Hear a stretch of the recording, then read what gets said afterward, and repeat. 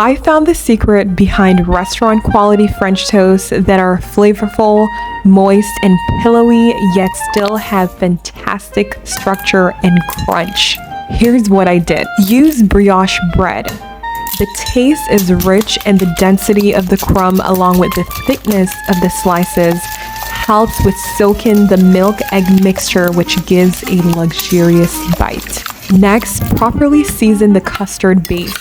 Use buttermilk instead of regular milk, which makes it more high-end with more complex flavoring.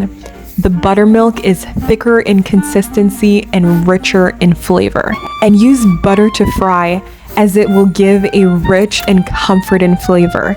Then finish off by baking for 5 more minutes so the custard has more time to properly set inside. And of course, try a fancy topping like peach cobbler and homemade whipped cream. Subscribe for more and see you in the next one, guys.